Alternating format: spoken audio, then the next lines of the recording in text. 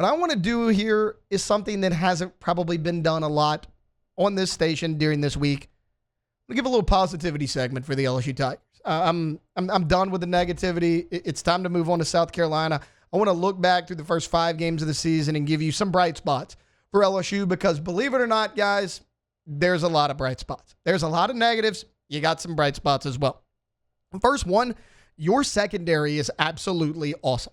I don't care how many yards Trinidad Chambliss threw for. You gave up 24 points. 24 points is 24 points. I don't care how many yards he threw for. And you were on the field for like 90 plays compared to like 53 or whatever it was for LSU. You were on the field way too much.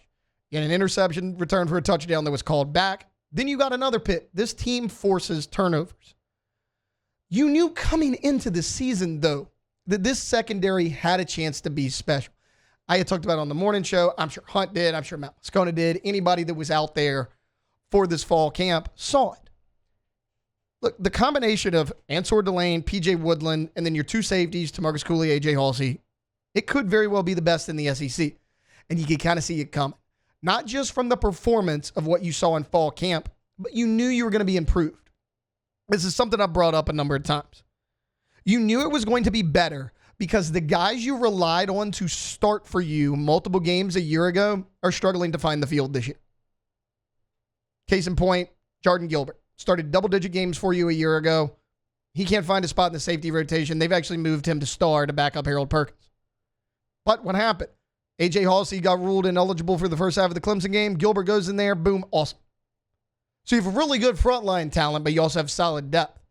Like we were talking to Preston Guy earlier, and he was like, Deshaun Spears is a bright spot for this team. I agree. I think Spears has played well. He's struggling to get in the starting rotation because AJ Hulsey and Tamarcus Cooley were so good. I thought Hulsey and Cooley were really good against Ole Miss. Hulsey was one of the highest graded players. I don't care what Cooley's grade was. I saw him make a bunch of plays in that Ole Miss game as well. Your secondary is awesome. It's not just the safeties, though, like DJ Pickett, Ashton Stamps. Like, think about it. Ashton Stamps was considered a team captain in fall camp. Took most of the first team reps. Then, maybe 2.5 weeks before the first game, it kind of shifted a little bit. PJ Woodland was getting in there more and more. He was making plays in fall camp. PJ Woodland's been awesome this year. Stamps has played sparingly. That's a guy who was essentially a 2-year starter for you coming into this season. And he was kind of your only returner. DJ Pickett, 5-star. He's played a lot. He's not in the starting rotation. Again, I mentioned Spears. I mentioned Jordan Gilbert. Javian Toviano is a guy we haven't seen a lot of. We've seen him, but again, your secondary is so deep. Also, I think your defensive tackle play has been much better from a year ago.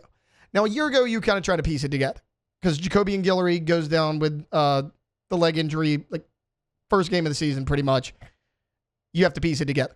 You had a freshman, Ahmad Breaux, who had to gain 40 pounds in the offseason just to slide inside.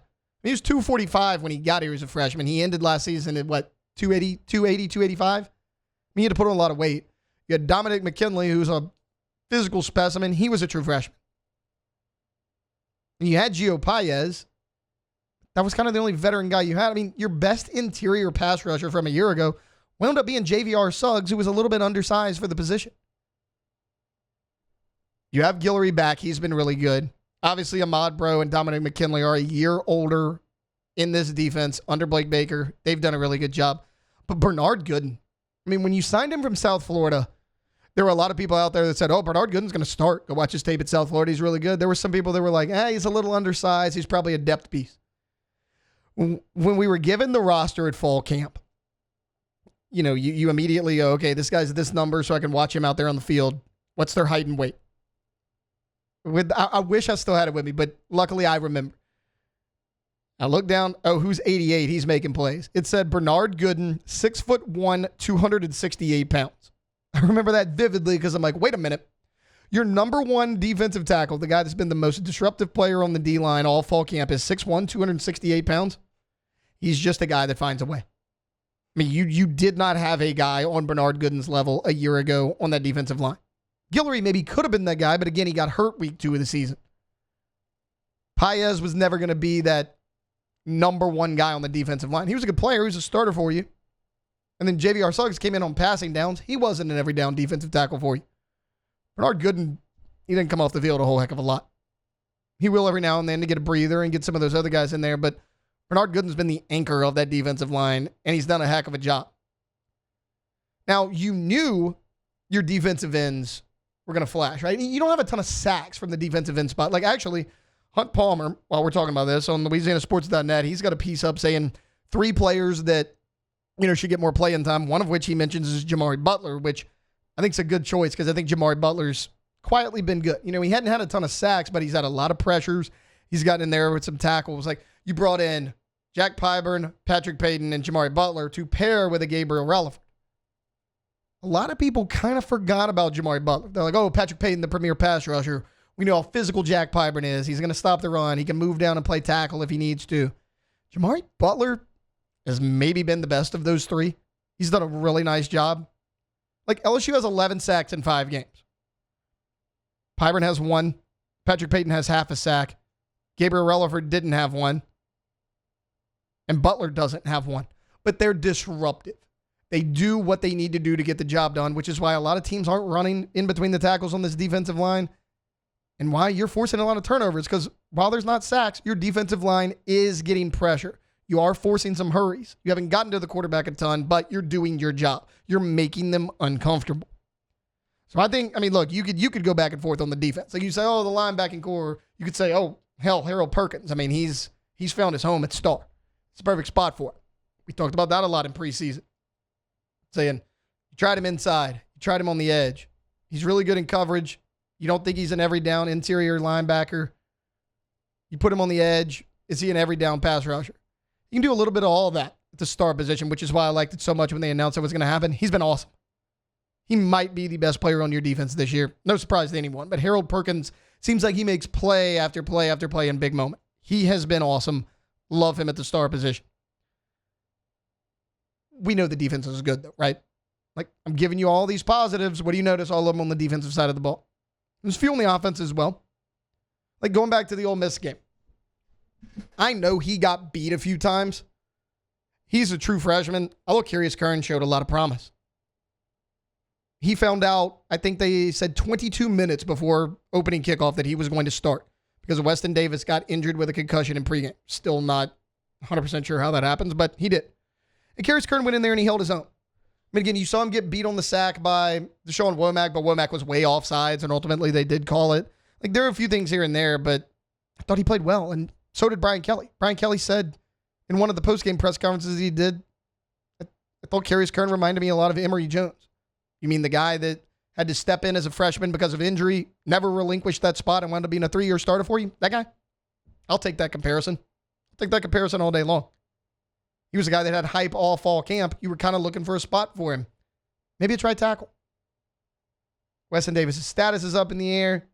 He's been kind of shaky anyways. Maybe this is an opportunity for Karius Kern to get some more snaps.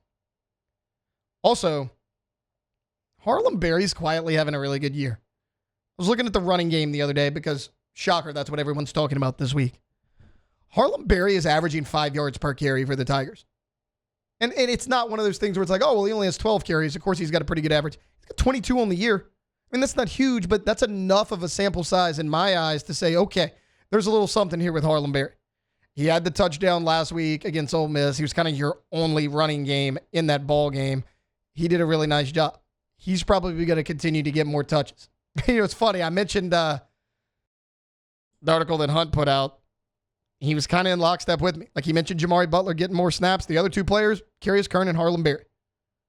Like, this isn't one person's opinion here. Go look at the numbers. Go look at the tape. Like, it backs it up. Karius Kern deserves more snaps. Harlem Berry deserves a heck of a lot more snaps, especially if Caden Durham's still not fully healthy. I imagine he'll give it a go against South Carolina and be pretty close to full strength. But even if he is full strength, you need a complimentary back. You need a number 2. It was Juwan Johnson. And it could still be Juwan. I think he's actually been pretty effective and efficient so far outside of the Ole Miss game. Ole Miss kind of bottled him up. But before that, I thought he did a really nice job. Harlem Berry needs touches too. Because, Caleb Jackson, there's just something up with Caleb Jackson. I don't know what it is. He's 235 pounds and he doesn't really know it. So you have Durham. Can Johnson keep going?